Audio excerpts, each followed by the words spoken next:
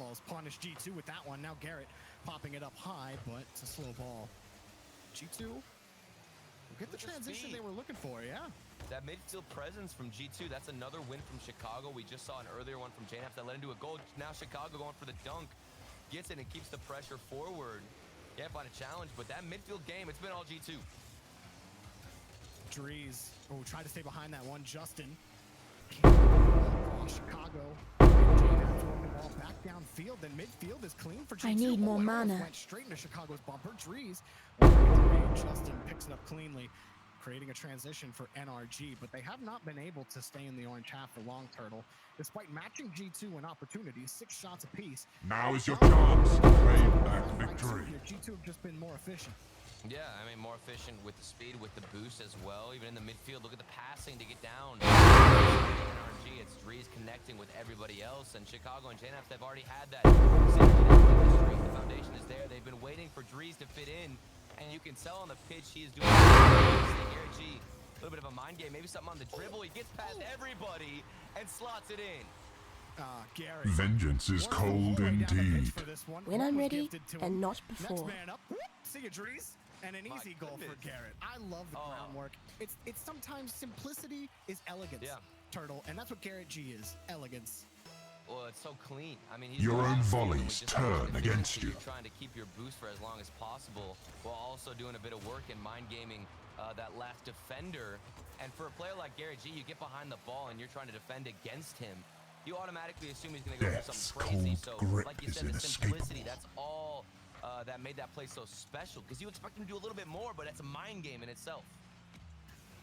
Well, it's a good push for NRG, and Drees caught on the back wall, can make the first save. Begets 8. There might be more coming. Garrett will at least neutralize the ball in the third.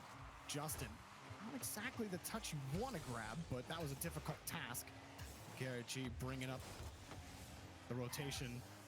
It gets smacked back down to the blue half by Drees, though. Avoid the miasma just won't let if you NRG can. in. It looks like it's gonna take another transition where NRG have been most successful finding the back of G2.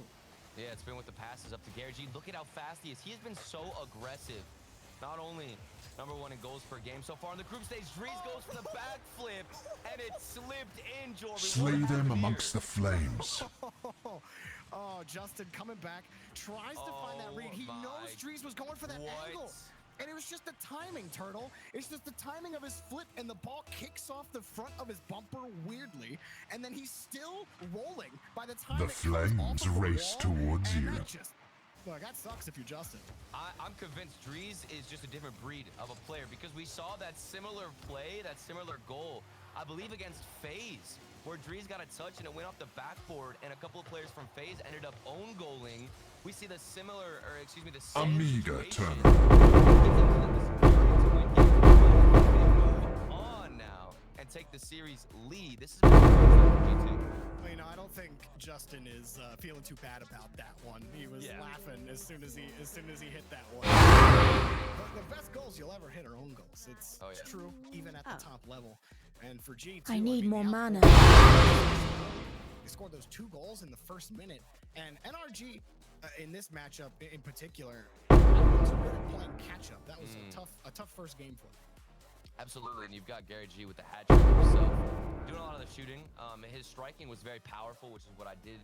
Pretty much, I thought was the only key factor we could take away is Garrett G's striking. There was some good midfield passing as well, and that's how they were connecting on offense, but they couldn't really sustain that pressure. You know, if you compare this game for NRG to the one they played against SSG, it was completely different. Now that's very popcorn offense where they're only getting a couple shots here and there, but they're immediately forced to go back, and that's a lot of pressure on your defense, and you can see the wear and tear it has when you're forced to play mostly defense in a game.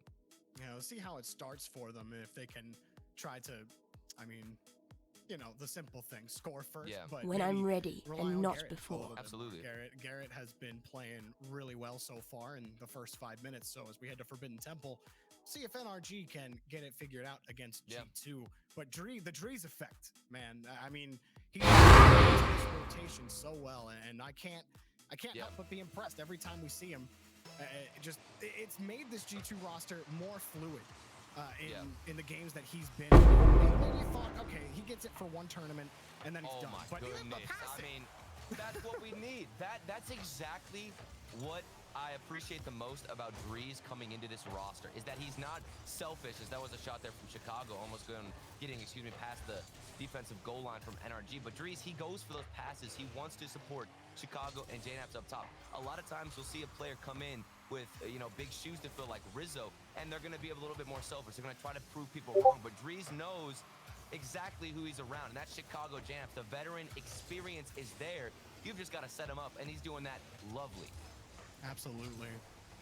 Even right there, couples challenges for G2, and not a lot of time for Drees, but he hops over Garrett. G2, a couple of free looks, and